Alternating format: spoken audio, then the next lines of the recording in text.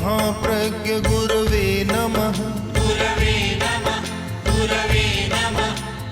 ॐ श्री महाप्रज्ञ गुरवे नमः। गुरवे नमः। गुरवे नमः। ॐ श्री महाप्रज्ञ गुरवे नमः। गुरवे नमः। ॐ श्री महाप्रज्ञ गुरवे नमः। गुरवे नमः। ॐ श्री महाप्रज्ञ गुरवे नमः। गुरवे नमः। नमो अरहंताणं नमो अरहंताणं नमो अरहंताणं। मैं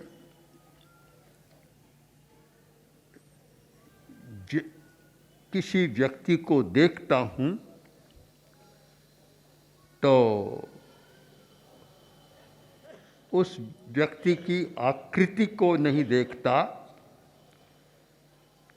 उसकी आभा को देखता हूँ, उसे समझने का प्रयत्न करता हूँ। और मैं सुख को नहीं देखता, दुख को समझने का प्रयत्न करता हूँ। भारतीय दर्शन में दो बाद रहे हैं, सुखवाद और दुखवाद। सब लोग सुख चाहते हैं, पर दुख को समझे बिना सुख नहीं हो सकता। सुख के लिए दुख को समझना जरूरी है। तो मैंने इस दर्शन का चिंतन किया और इस दर्शन पर मैंने जिया है कि समस्या को समझे बिना समाधान की बात सार्थक नहीं होती। पहले समस्या को समझें। जब समस्या ही समझ में नहीं आती, वहाँ विपर्य होता है, तो फिर बात आगे नहीं बढ़ती। कुछ गोष्ठी थी, मित्र लोग साथ में बैठे थे और जब संपन्नता हुई तब एक व्यक्ति बोला कि लगता है कि पैर शून्य हो गया है, कोई पक्षाघात न हो जाए। दूसरे ने कहा, कैसे पता चला? पता है, मैं अपने पैर पर चिमूटी मारता रहा और मुझे पता ही नहीं चला, दर्द भी नहीं हुआ, तो ऐसा लगता है पैर शून्य हो गया है। तो पास में बैठे बोला, भाई साहब जरा ध्यान दो, चिमूटी तो आप मेरे पैर पर मार रहे थे। जहाँ ये विपर्य होता है, वहाँ गलत धारणाएं बनती है। सही समझना जरूरी है कि हम समस्या को समझने का प्रयत्न करें, और मैंने किया है। मैं समस्या को समझने का प्रयत्न नहीं कर रहा हूँ, मैं प्रयत्न कर रहा हूँ समस्या को पैदा करने वाली समस्या को समझने का, कि कौन सी समस्या है जो समस्या को पैदा कर रही है। आज गरीबी की समस्या है, भूखमरी की समस्या है, दाल रोटी की समस्या है, पानी की समस्या है, बहुत सारी समस्याएं, ढेर सारी समस्याएं हैं। अगर हम इन समस्या को मिटाना चाहें तो शायद संभव नहीं होगा। यदि इन समस्याओं को मिटाना है तो हमें वहाँ जाना होगा कि जो समस्याएं इन समस्याओं को पैदा कर रही है।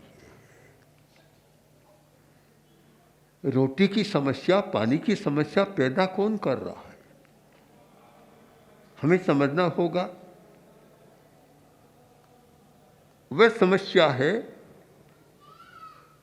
हिंसा की समस्या, अनैतिकता की समस्या और अधिक भोग की समस्या, उपभोग ज्यादा। पानी की बात कहूं, अनेक जैन श्रावक ऐसे हुए हैं कि जो 52 तोला पानी में स्नान कर लेते थे। आज तो शायद कहानी लगती है, कल्पना लगती है, क्या 52 तोला पानी में स्नान हो सकता है? करते थे।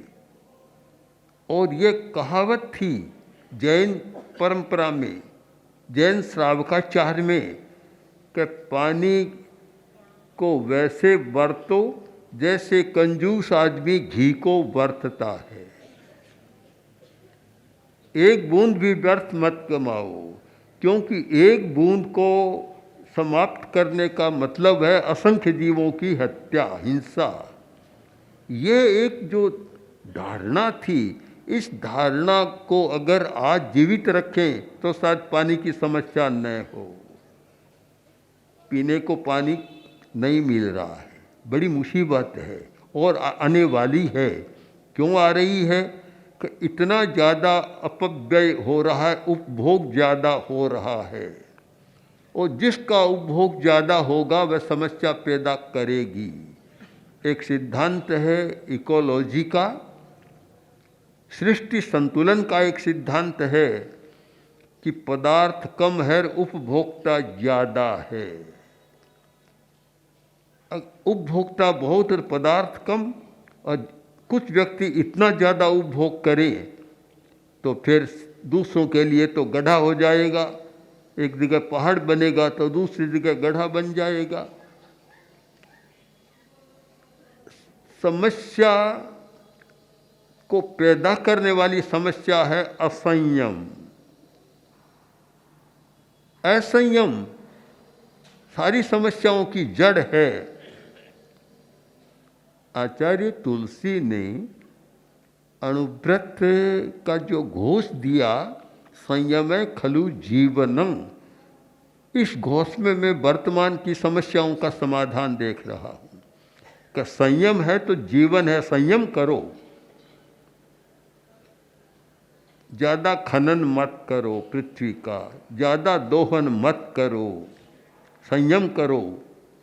ज़्यादा पानी का खर्च मत करो, संयम करो। हर जगह संयम करो। अगर तुम्हारा संयम है तो जी सकोगे, और संयम नहीं है तो जी नहीं सकोगे। प्रश्न हो सकता है कि जिनके पास बहुत धन है उनकी क्या समस्या है? कि जिनके पास धन है उनको वस्तु मिल जाएगी, किंतु असमानता भी बड़ी समस्या है कि जिनके पास धन नहीं है उनको पदार्थ नहीं मिलेगा तो वे हिंसक बनकर तुम्हें मारने का प्रयत्न करेंगे। तुम कैसे बचोगे? कोई बच नहीं सकता। आज जो अकारण हिंसा हो रही है, मैं उसको अकारण नहीं मानता, उसका भी कारण है कि हिंसा वे लोग करते हैं जिनमें प्रतिक्रिया है कि वे तो खाते हैं, हमें खाने को नहीं मिलता, तो फिर हिंसा करने की भावना जाग जाती है और अकारण गोलियां चलाते हैं, सैकड़ों लोगों को मार देते हैं। हम मूल बात पर विचार करें। मैं फिर उस बात को दोहराना चाहता हूँ कि केवल समस्या को सुलझाने का प्रयत्न है, वह सफल नहीं होगा। एक कार्यकर्ता आया और उसने कहा कि बड़ा राजनेता आया और उसने कहा कि ये ऐसा करो सबका हो जाएगा। तो मैंने कहा उनको यह बता दो कि अनैतिकता है, कुछ भी नहीं होगा, पहुंचेगा नहीं वहाँ तक। कितना ही प्रयत्न हो रहा है कि गरीबों तक पहुँचे, पर पहुँचता नहीं है, क्योंकि जब तक नैतिकता की समस्या है नहीं पहुँचेगा। तो मैं दो समस्या की ओर ध्यान देना चाहता हूँ, बड़ी समस्याएं। एक तो हिंसा की समस्या, असंयम की समस्या, और एक अनैतिकता की समस्या। ये दो बड़ी समस्याएं। मैंने एक पुस्तक पढ़ी थी, बिग इमोशन, तो मैं कह सकता हूँ ये भी बिग प्रॉब्लम, दो बड़ी समस्याएं हैं, अनैतिकता की समस्या, असंयम की समस्या या हिंसा की समस्या। असंयम की समस्या, जब तक असंयम और उपभोग अधिक रहेगा, अधिक उपभोग, कुछ राष्ट्र ऐसे हैं कि दुनिया का आधा हिस्सा से ज़्यादा, इतना हिस्सा अकेले भोग रहे हैं, और कुछ राष्ट्र ऐसे हैं कि जिनको खाने को भी नहीं मिल रहा है, पूर्ति भी नहीं हो रही है। ये जो असमानता है, ये असमानता एक बड़ी समस्या है, और ये सारी समस्या असंयम के कारण पैदा होती है। तो इसलिए बहुत संक्षेप में जो मैंने कुछ कहा, आप इसे विस्तार से समझने का प्रयत्न करें कि जब तक समस्या की जड़ को समाप्त नहीं किया जाएगा, तब तक समस्या को कभी समाप्त किया नहीं जा सकता। कारण तो विद्यमान है, तो कार्य कैसे नहीं होगा? हम कारण को ही समाप्त करें। कहावत तो सामान्य से चलती है कि चोर को मत मारो, चोर की माँ को मारो। कहावत है, ये कहावत है, पर इस अर्थपूर्ण है कि दिखने वाली समस्या को समाप्त करने का प्रयत्न मत करो, जहाँ से समस्या पैदा हो रही है उसको प्रयत्न करो।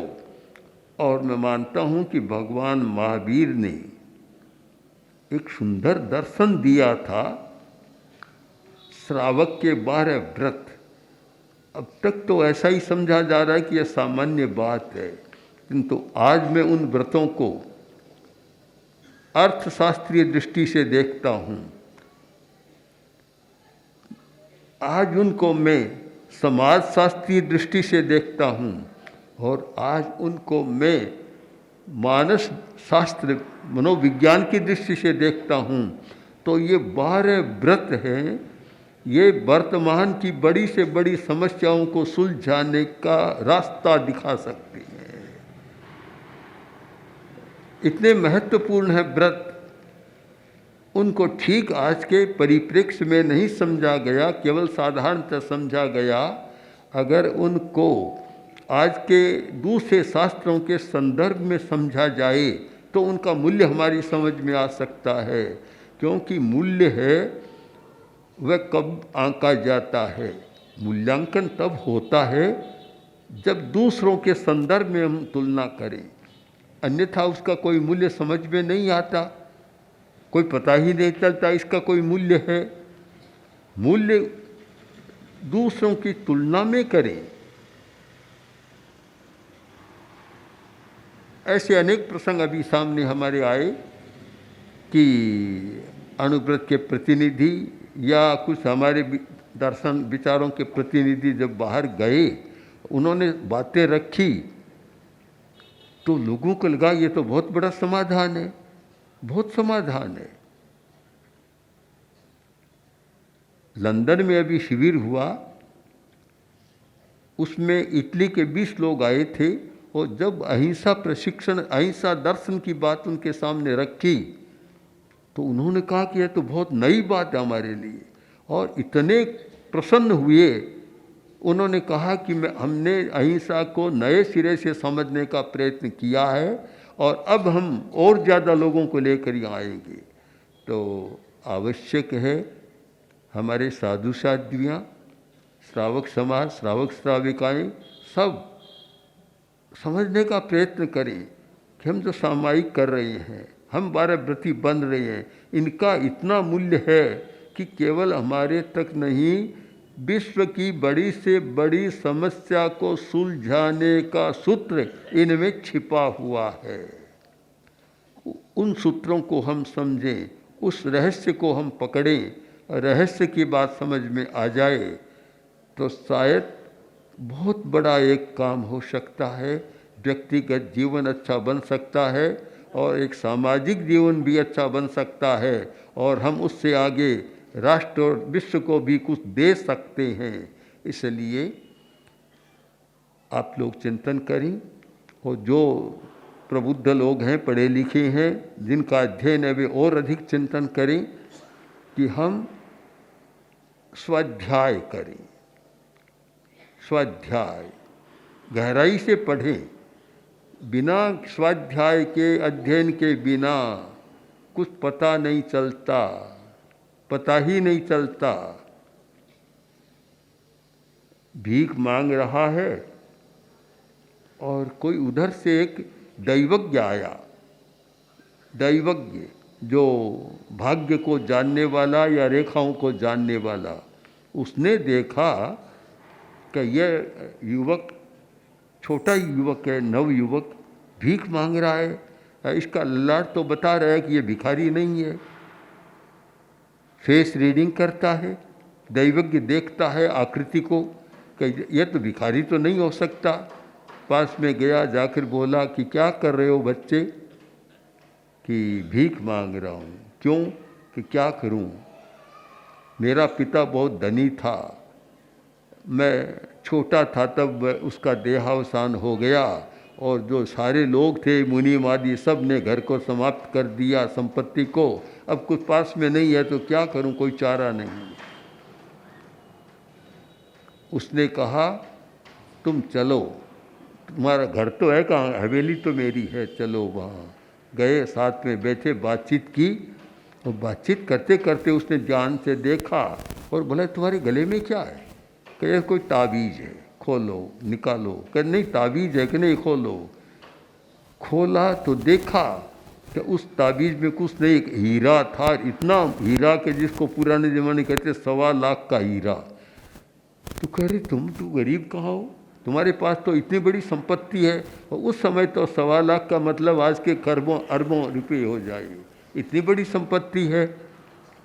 बोला साहब मुझे पता नहीं था, अब पता चला तो धनी बन गया, भीख की जरूरत नहीं रही।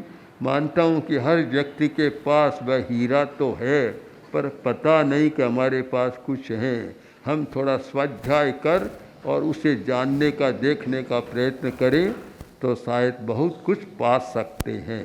ओम आर ओम श्री महाप्रज्ञ गुरु